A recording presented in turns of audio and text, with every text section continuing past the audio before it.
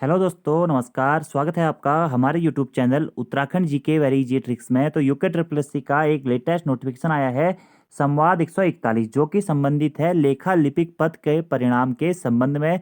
जैसा कि आपको ज्ञात होगा कि यूके ट्रिपल एससी के द्वारा लेखा लिपिक का एग्जाम करवाया गया था, जिसका रिजल्ट हाल ही में आया था। और उसमें आप लोगों ने देखा होगा कि 97 जो उसमें टॉपर गया हुआ था, और उसके बाद में मेरिट भी कुछ ज़्यादा ही गई हुई थी। तो उसी के संबंध में यूके ट्रिपल एससी का ये कहना है कि लेखा लिपिक पद का परिणाम अब आपका दोबारा आएगा और संशोधित होकर आएगा, क्योंकि बहुत सारे अभ्यर्थी ऐसे थे जिनके मार्क्स कट ऑफ से ज़्यादा थे, लेकिन तब भी उनका नाम रिजल्ट में नहीं था। लेकिन दोस्तों, देखने वाली बात यह है कि अगर वो अभ्यर्थी अपनी आवाज़ नहीं उठाते तो आज हो सकता था कि उनका सिलेक्शन नहीं हो पाता।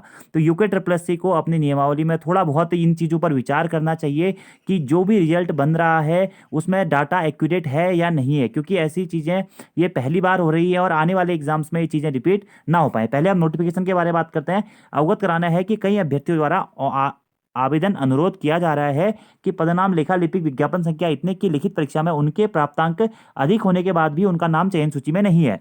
इन अनुरोधों के परीक्षण से यह जानकारी मिली है कि सॉफ्टवेयर में ईडब्ल्यूएस श्रेणी के सही चयन न होने के कारण कुछ अभ्यर्थियों का नाम मेरिट अधिक होने के बाद भी छूट गया है। अतः आयोग इस परिणाम को शीघ्र संशोधित करेगा। अभ्यर्थी कृपया संशोधित परिणाम की प्रतीक्षा करें।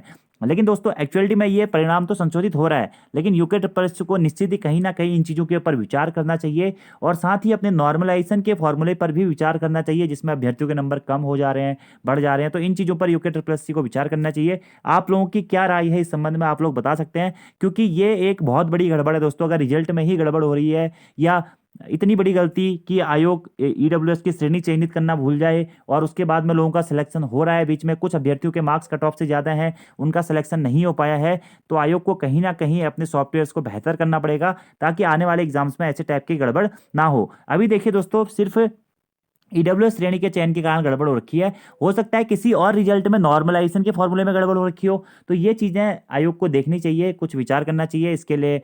तो अपने सिस्टम को थोड़ा सा बेहतर करना चाहिए। बाकी आप लोग अपनी राय दीजिएगा इस संबंध में।